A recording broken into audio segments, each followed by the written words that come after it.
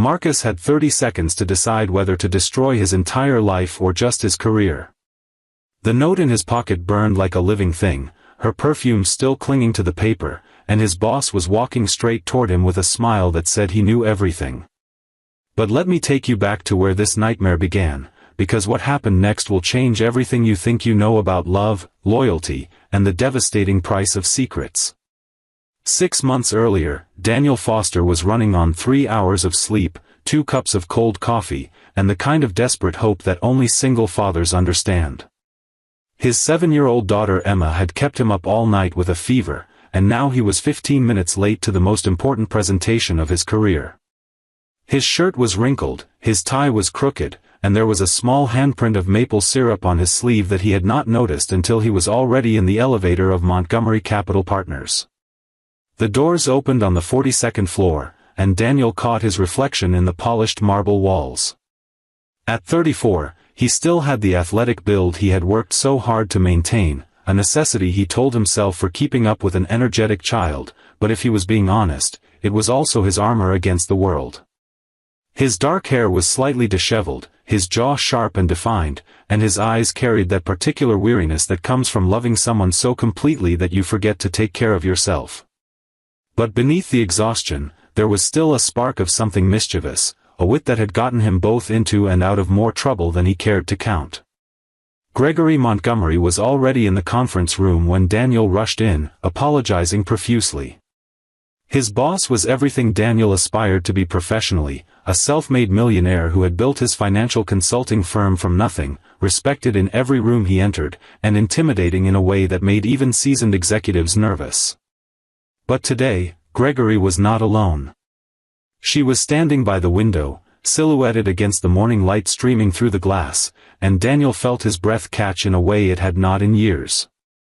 Long, silky hair cascaded over her shoulders like liquid moonlight, and when she turned, her features were so striking that Daniel momentarily forgot every word he had ever known.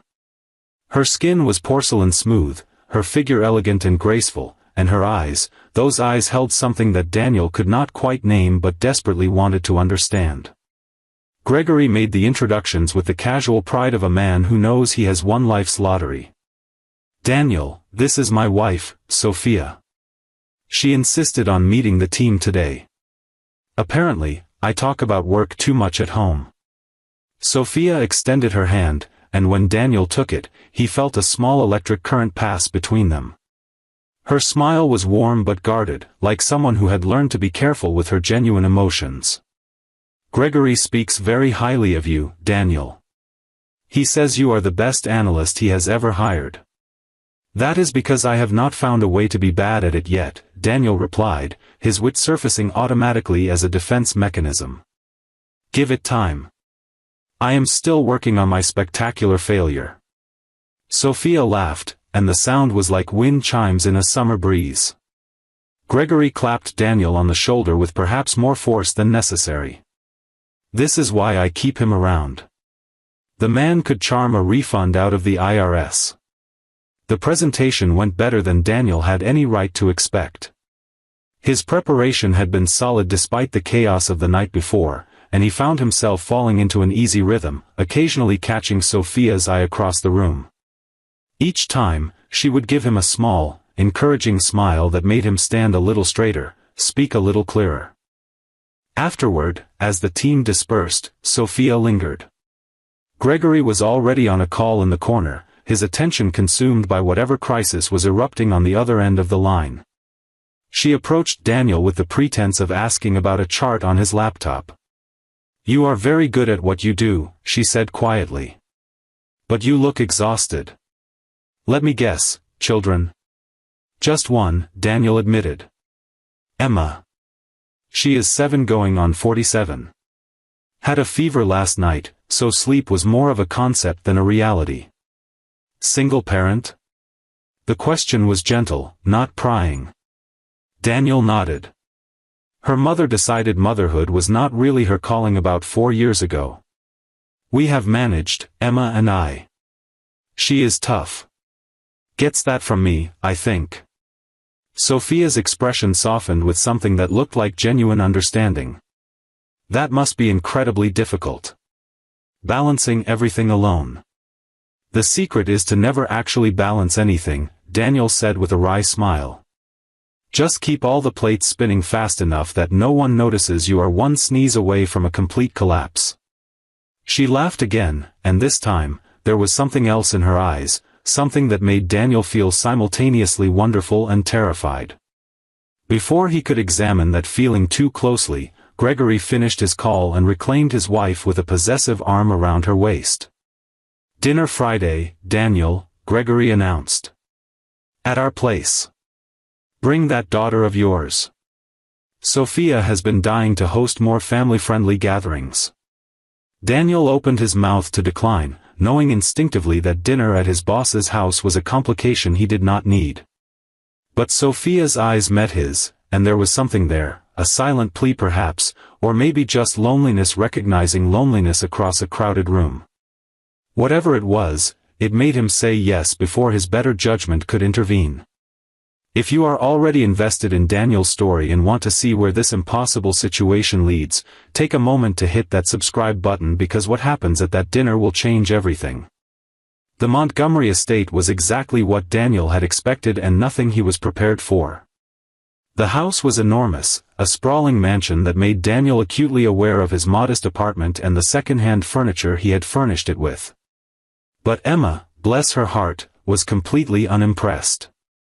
"Daddy, their house is too big," she announced loudly as they walked up the front steps. "It must be very hard to find the bathroom at night." Sophia, who had opened the door herself, burst out laughing. She knelt down to Emma's level with genuine warmth. "You know what? You are absolutely right. I got lost twice my first week living here. I had to leave breadcrumbs to find my way to the kitchen." Emma's eyes went wide. "Like Hansel and Gretel?" "Exactly like that. Only instead of a witch, I found Gregory eating all the leftover dessert." Emma giggled, and Daniel watched something shift in Sophia's expression, a genuine joy that seemed at odds with the polished perfection of her surroundings.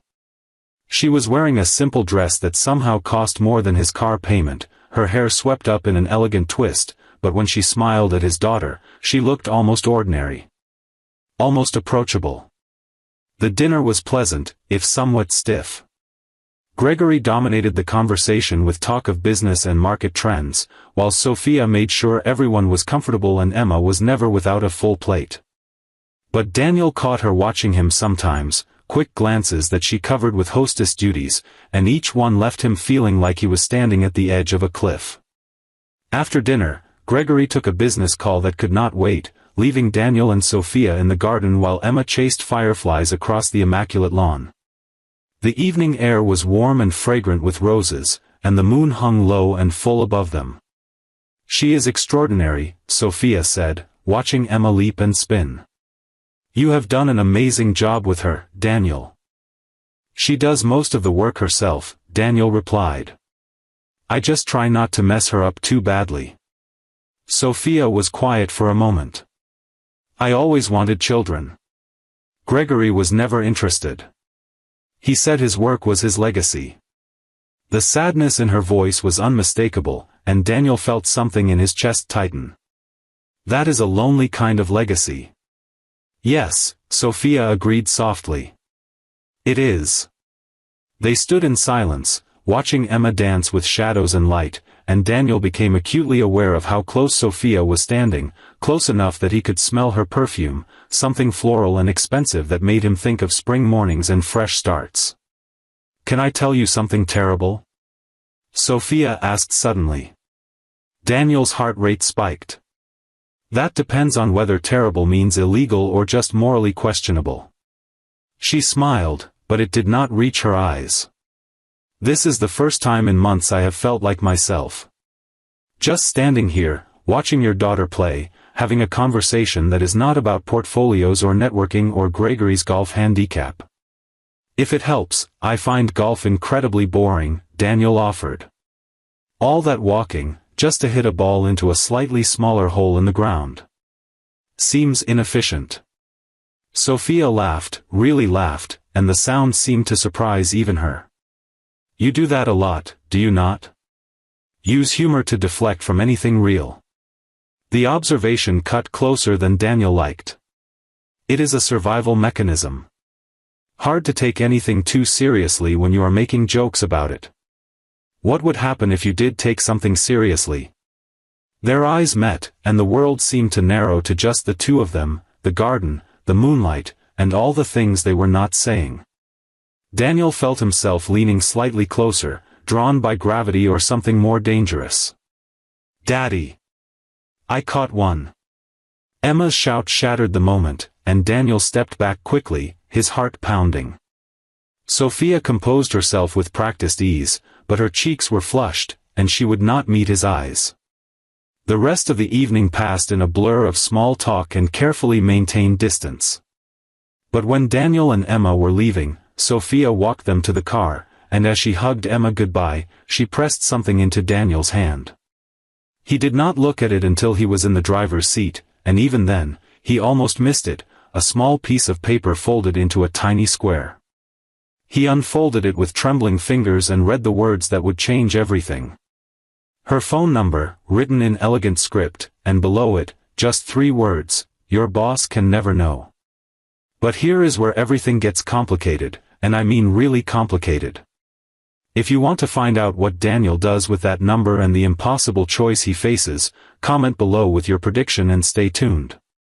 Daniel did not call.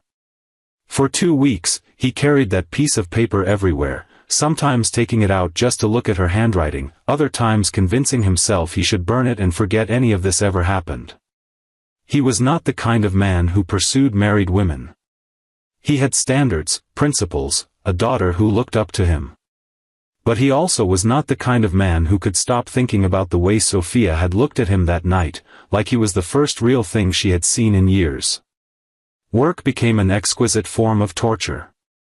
Sophia started appearing at the office more frequently, always with some reasonable excuse, bringing Gregory lunch, attending meetings, organizing the company charity gala. And every time she was there, Daniel felt like he was walking through a minefield, hyper-aware of every word, every glance, every accidental brush of fingers when she handed him coffee. "You are distracted," his colleague and closest friend, Nathan, observed one afternoon. They were alone in Daniel's office, reviewing quarterly reports that Daniel had read 3 times without retaining a single word. "I am focused," Daniel lied. "This is my focused face." "That is your constipated face," Nathan replied. "I have known you for 5 years. Something is eating at you. Is it Emma? Is she okay?" "Emma is fine. Emma is great. Emma is the only uncomplicated thing in my life right now." Nathan raised an eyebrow. "So there is something complicated." Daniel dropped his pen and leaned back in his chair, running his hands over his face. Nathan was one of the few people in the world he trusted completely, but this secret felt too dangerous to share, too explosive to speak into existence. "You know when you are standing at the edge of a cliff," Daniel said finally, "and there is this part of you that just wants to jump? Not because you want to die, but because you want to know what it feels like to fall?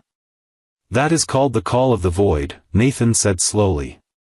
"It is a recognized psychological phenomenon." "Daniel, what is going on?" Before Daniel could answer or more likely deflect with a joke, the door to his office opened, and Sophia walked in. She was carrying a folder and wearing a smile that was slightly too bright, and behind her, visible through the glass walls, Gregory was talking to someone in the hallway. "Sorry to interrupt," Sophia said smoothly. "Gregory asked me to drop off these contracts for the Henderson deal. He said you would know what to do with them." Nathan stood up, sensing something in the air even if he could not name it. "I will give you two some privacy.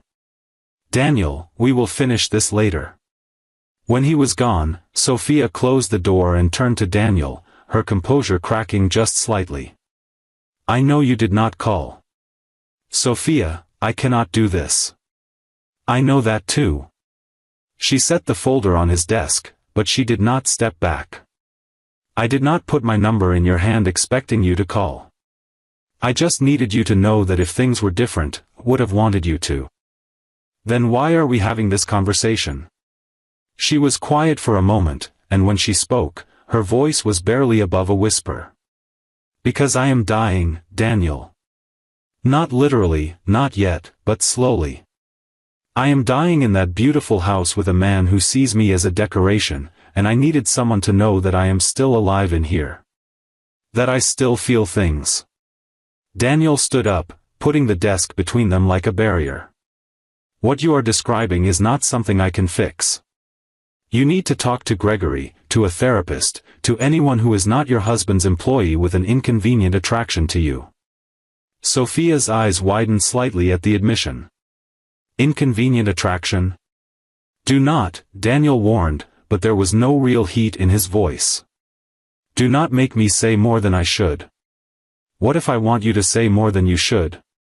The tension in the room was suffocating. Daniel could feel himself weakening, all his carefully constructed walls trembling under the weight of her vulnerability and his own loneliness. He thought about all the nights he had spent alone after Emma was in bed, watching television he was not really seeing, wondering if there would ever be someone who understood the exhaustion of carrying everything alone. Sophia, you do not even know me. She stepped around the desk, and Daniel held his ground even though every instinct screamed at him to run. I know that you love your daughter more than anything in the world. I know that you use humor to protect yourself from feeling too much. I know that you look at me like I am the most fascinating puzzle you have ever encountered. And I know that right now, you are as terrified as I am of what this could become. She was close enough to touch, and Daniel's hands were trembling with the effort of keeping them at his sides. This is insane. Gregory is your husband. He is my boss. He could destroy both of us with a phone call. I know. Then why are you here? Sophia reached up and touched his face, just a gentle brush of her fingers against his cheek. Because some things are worth the risk of destruction. The door handle rattled, and they sprang apart like teenagers caught in a forbidden act. Gregory walked in a second later, oblivious to the charged atmosphere, already talking about a client meeting that needed rescheduling. Daniel's heart was pounding so hard he was certain it was visible through his shirt. He nodded along with Gregory's instructions, made the appropriate noises of agreement, and did not look at Sophia once. But after they left, he sat down at his desk and pulled out that crumpled piece of paper. His phone felt heavy in his hand as he typed the number, and heavier still when he wrote the message. We need to talk. Somewhere safe. Somewhere Gregory will never know. Her response came within seconds. Tomorrow.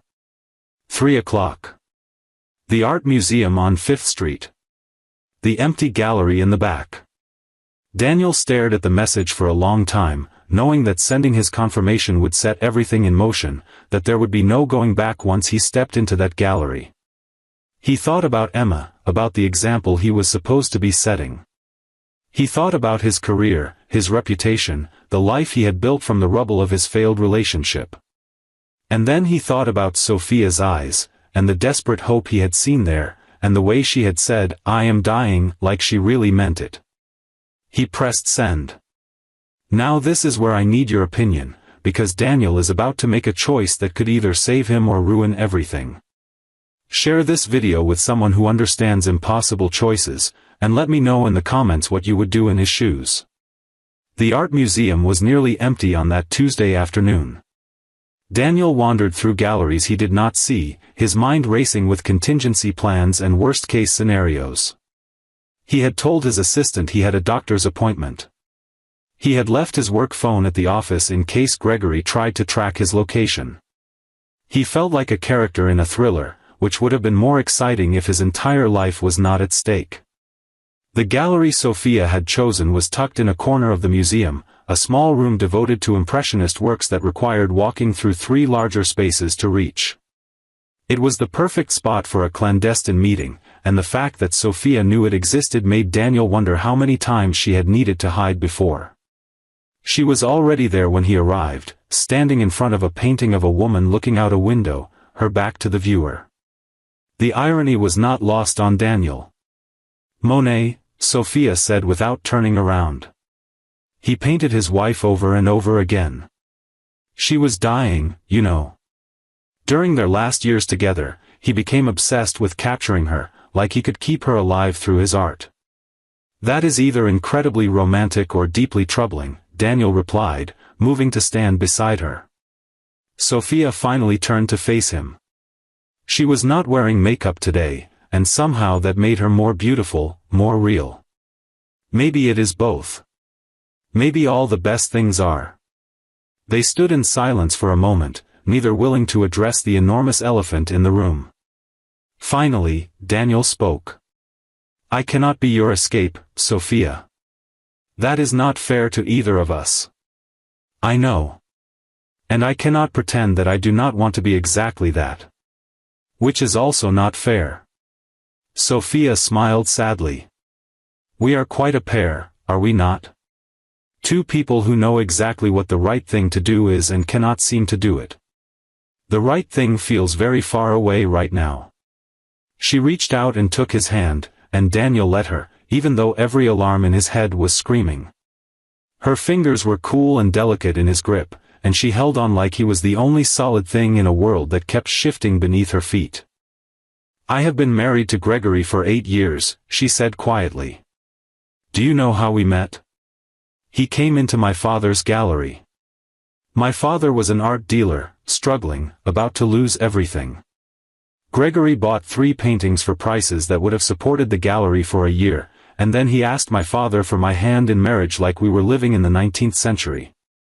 That is not exactly a fairy tale beginning. No, it is not. But my father was sick, and the medical bills were crushing us, and Gregory promised to take care of everything. I was 22 years old, and I thought I was being noble. Sacrificing myself for my family. Daniel squeezed her hand gently. That is a lot of weight for anyone to carry. My father died 6 months after the wedding. Sometimes I wonder if that was Gregory's plan all along, to acquire me as part of a business deal and then run out the clock on any objections. That is a dark interpretation. Sophia shrugged, a graceful movement that somehow conveyed decades of disappointment. I am a dark person, Daniel. I hide it well, but underneath all the smiles and the hostess duties and the perfect wife performance, there is someone who has been screaming into the void for a very long time. What do you want, Sophia? Not what Gregory wants or what society expects. What do you actually want? She looked at him then, really looked at him, and Daniel saw the answer in her eyes before she said it. I want to feel alive again. I want to laugh at stupid jokes and make dinner without wondering if the presentation is adequate. I want to wake up next to someone who sees me, really sees me, instead of just looking through me to the next business opportunity. I want a home full of noise and mess and love, the kind of home you have built with your daughter. That is not really about me, then. That is about the life I represent. Sophia stepped closer. You are wrong. It is about the way you looked at me the first time we met, like I was the most interesting thing you had encountered in years. It is about the way you make me laugh with your ridiculous jokes. It is about the way you talk about Emma, with so much love in your voice that it makes my chest ache. You are not just an escape, Daniel. You are a possibility. The possibility of something real. Daniel closed his eyes, fighting the overwhelming urge to pull her into his arms. This cannot happen. Not like this. Not while you are married to my boss. It would destroy everything I have worked for. I know. And not while you are still wearing his ring. It would make me someone I do not want to be. I know that too. He opened his eyes and looked at her, this beautiful, broken woman who somehow made him feel more alive than he had in years. Then what do we do? Sophia lifted their joined hands and pressed a gentle kiss to his knuckles. I do not know. But I know I am not ready to go back to pretending. Not anymore. They spent 2 hours in that gallery, talking about everything and nothing. Sophia told him about her dreams of becoming an artist herself, abandoned when she became Mrs. Gregory Montgomery. Daniel told her about his ex-wife, about the day she had looked at him and Emma like they were strangers and said she needed to find herself, somewhere that did not include them. They shared stories of loss and hope, of the small moments that had sustained them through dark times, of the dreams they had let die and the ones they were still secretly nurturing. And somewhere in those 2 hours, something shifted between them, something that felt less like attraction and more like recognition. "I feel like I have known you my entire life," Sophia whispered as they prepared to leave. "Is that crazy? If it is, then we are both crazy together." She smiled, and it was the most genuine expression he had seen on her face. "Together. I like the sound of that." They left separately, of course, with a 15-minute gap between departures and different exits. Daniel walked home instead of taking a cab, needing the time to process everything that had happened and everything that could not happen yet. But as he walked, he felt something he had not felt in years. Hope. Dangerous, inconvenient, possibly destructive hope. The kind that makes people do stupid things like fall in love with their boss's wife. And if you are feeling that hope right now, that sense that maybe these two people deserve a chance at real happiness, then you are going to want to stick around for what happens next. Because the storm is coming, and nothing will ever be the same. The storm came 3 weeks later, in the form of Gregory Montgomery calling Daniel into his corner office and closing the door with the kind of deliberate calm that preceded catastrophic news. Daniel's heart immediately began racing. Had someone seen them? Had Sophia confessed? Was his career about to end in spectacular fashion? But Gregory did not look angry. He looked tired, older than his 55 years, and somehow diminished in a way Daniel had never seen before. "Sit down, Daniel. We need to talk about my wife." The words hit Daniel like a physical blow. He managed to lower himself into the leather chair across from Gregory's desk, his face carefully neutral even as his mind spiraled through every possible worst-case scenario. "Sophia has not been herself lately," Gregory continued, staring out the window instead of at Daniel. "She is distant. Distracted. She used to hang on my every word, and now she looks at me like I am a stranger." Daniel said nothing, not trusting his voice. "I need to ask you something, and I need you to be completely honest with me. As a man, not as my employee." Here it was. The moment of truth. Daniel braced himself for the accusation. "Do you think I am a good husband?" The question was so unexpected that Daniel almost laughed. Gregory Montgomery, titan of industry, asking for marital advice from his junior analyst. It would have been comical if the stakes were not so impossibly high. "I do not know if I am qualified to answer that," Daniel said carefully. "You are the only qualified one. You understand relationships, real ones. I see the way you are with your daughter, the way you prioritize her despite everything this job demands. I married Sophia because she was beautiful and intelligent and would make an excellent partner. But I never asked what she wanted from life. I never asked if she was happy."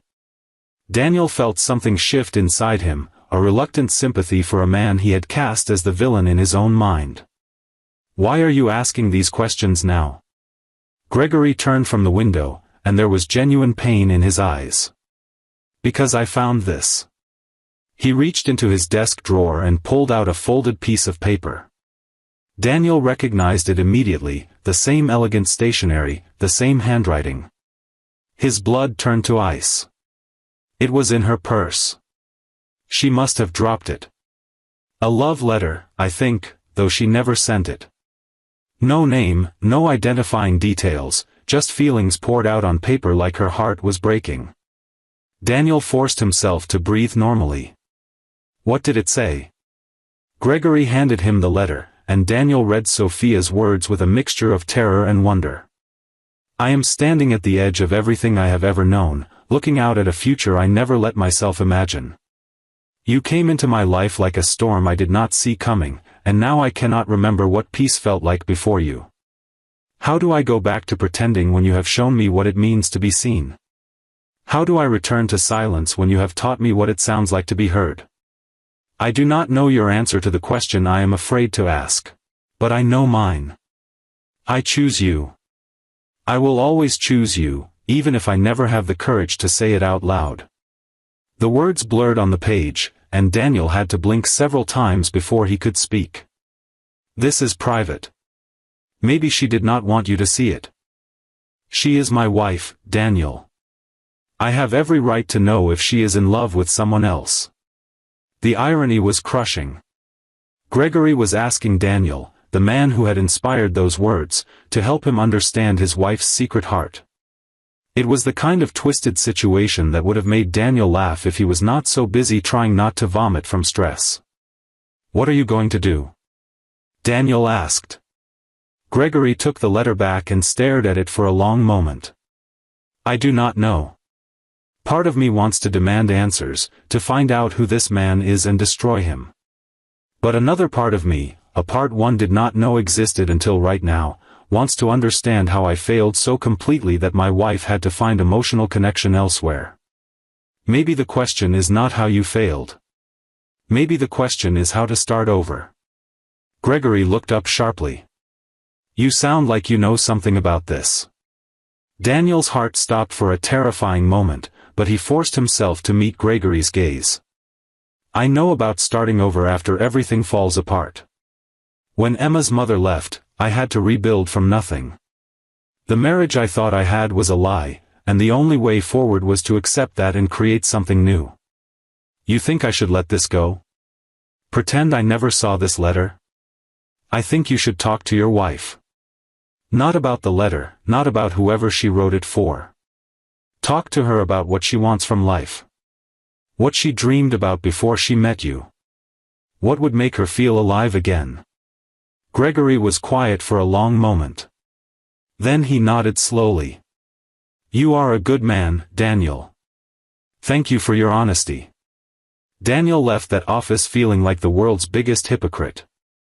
He had just counseled his boss on how to reconnect with his wife while secretly being the obstacle to that connection. The guilt was overwhelming, but so was something else, a fierce, protective love for Sophia that he could no longer deny. That night, he texted her. Gregory found your letter.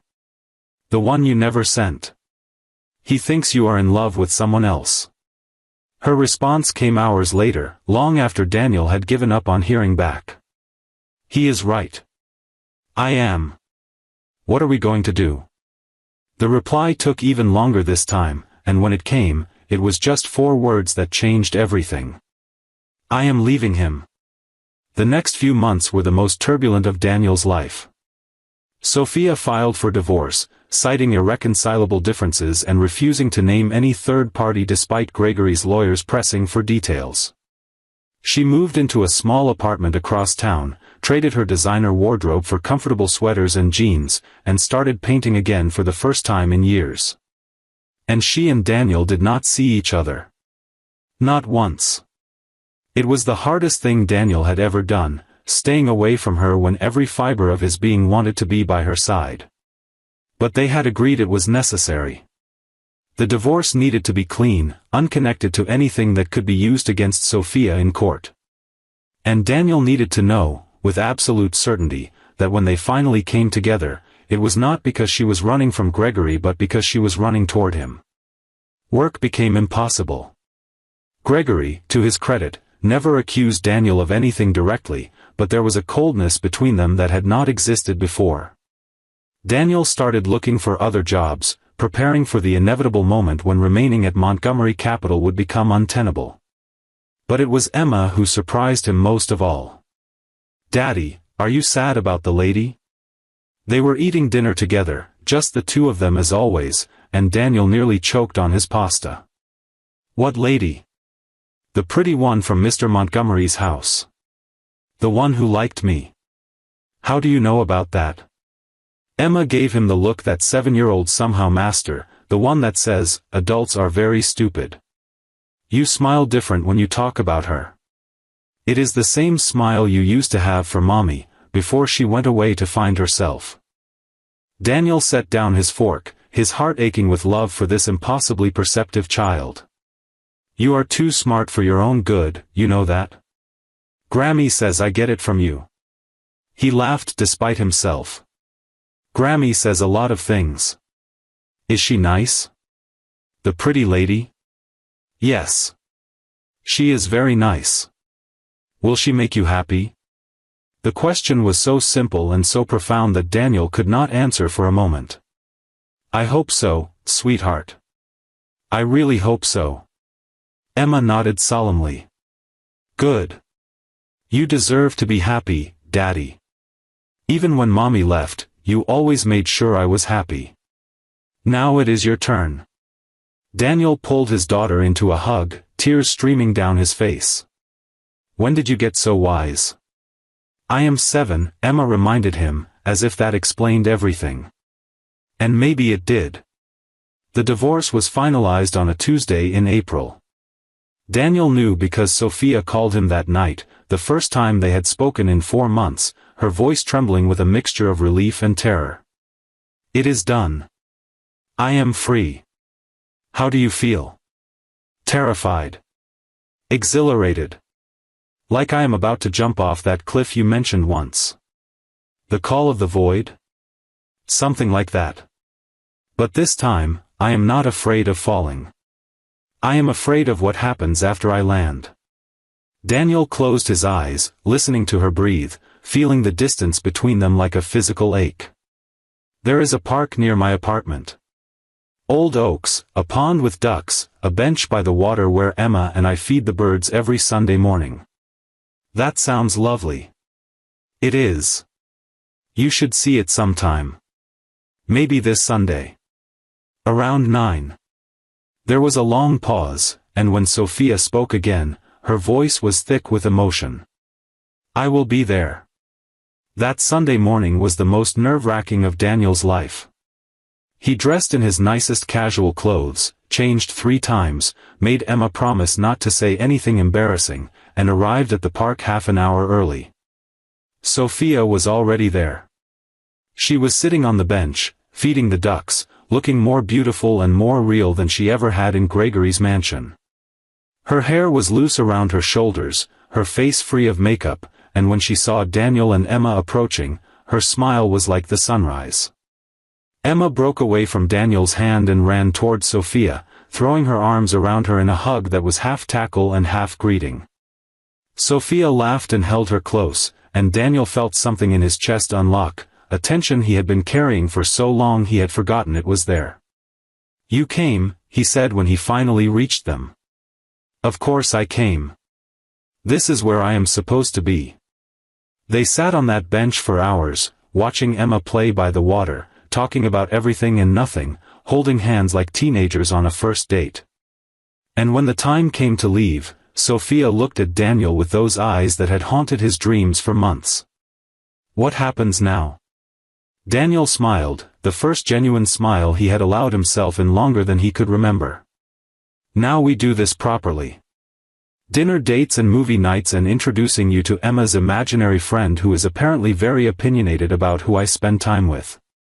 Sophia laughed. That sounds perfectly imperfect. That is the only way I know how to do things. She leaned in and kissed him then, soft and sweet and full of promise, and Daniel felt the world click into place around them. It was not a fairy tale ending.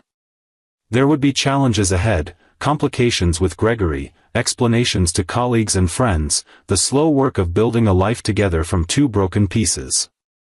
But sitting there in the spring sunshine, with Sophia's hand in his and Emma's laughter floating across the water, Daniel knew with absolute certainty that they would face it all together. 1 year later, Daniel stood in their new apartment, watching Sophia help Emma with her homework at the kitchen table. The space was modest, filled with second-hand furniture and Emma's artwork and Sophia's paintings, and it was the most beautiful place Daniel had ever seen. Daddy, Sophia says I have to rewrite this entire paragraph because my handwriting looks like a spider had a seizure. That is not exactly what I said, Sophia protested, laughing. I said it was creative and unique and perhaps needed some refinement. Same thing, Emma grumbled, but she was smiling. Daniel walked over and wrapped his arms around Sophia from behind, pressing a kiss to the top of her head. You know you do not have to help with homework. That is technically my job. I want to. I spent 8 years in a house with no children and too much silence. I am making up for lost time. Emma looked up at them, her expression thoughtful. Sophia, are you going to be my new mom? The question hung in the air, and Daniel felt Sophia tense slightly against him. They had discussed this, of course, had agreed to let things develop naturally without rushing or forcing anything. But leave it to a 7-year-old to cut straight to the heart of things. That depends, Sophia said carefully. Would you want me to be? Emma considered this for a moment. I think so. But you would have to promise not to leave like my other mom did. Daddy was very sad when she left, and I do not want him to be sad again. Sophia knelt down so she was at Emma's eye level. I can promise you this. I will never leave because I want to be somewhere else. This, right here, with you and your daddy, is exactly where I want to be. And I will spend every day proving that to both of you. Emma nodded solemnly. Okay. But you should know that I want a puppy, and Daddy says we cannot have one because of the apartment lease, so you are going to have to help me convince him. Sophia laughed, wiping tears from her eyes. I think I can manage that. That night, after Emma was asleep, Daniel and Sophia sat on their small balcony, looking out at the city lights. The air was warm, summer having settled in with its long evenings and comfortable heat, and the world felt impossibly peaceful. You know Gregory called me today, Daniel said quietly. Sophia's hand tightened in his. What did he want? To apologize, actually. For how everything went down. For making things difficult at work. He said he finally understood that some things are not meant to be, and he wished us both well. That is unexpectedly mature of him. I think losing you changed him. Made him realize what actually matters. Sophia was quiet for a moment. It is strange. I was so angry at him for so long, for trapping me in that life, for not seeing who I really was. But now I just feel grateful. If I had never met him, I would never have met you. That is a very silver lining way of looking at years of unhappiness. She smiled and leaned her head against his shoulder. I have learned that the path does not matter as much as where it leads. And this path led me here, to this balcony, with you and Emma and a future I never let myself imagine. I would walk that path again 100 times if it meant ending up exactly where I am. Daniel turned to look at her, this woman who had upended his entire life and given him a reason to believe in second chances. I love you. I do not know if I have said that enough, but I do. I love you with everything I have. You have said it exactly enough. And I love you too. More than I thought I was capable of loving anyone. They sat in comfortable silence, watching the stars emerge one by one, knowing that whatever challenges tomorrow brought, they would face them together. And that is the truth this story has taught us. Love does not always arrive on schedule or in the package we expected. Sometimes it shows up in the middle of chaos, wearing complications like armor, asking us to risk everything for the chance at something real. Sometimes it requires us to be brave enough to walk away from what is safe and familiar, to leap into the unknown with nothing but hope to guide us. Daniel took that leap. Sophia took that leap. And they landed somewhere better than either of them could have imagined, not because the path was easy, but because they were willing to walk it together. If this story touched your heart, if you found yourself hoping for their happiness and believing in their love, then please hit that like button and subscribe to this channel. Your support means everything and helps us continue sharing stories like this one. And before you go, I want to hear from you. Drop a comment below and tell me where you are watching from today. Whether you are in the United States or the United Kingdom, India or Australia, Brazil or Japan, your presence here matters. This community we are building together, one story at a time, spans the entire world, and I am grateful for every single one of you. Remember, no matter what challenges you are facing, no matter how impossible your situation seems, there is always a possibility for something beautiful. Sometimes you just have to be brave enough to reach for it. Until next time, take care of yourselves and each other. And never stop believing in the power of love to change everything.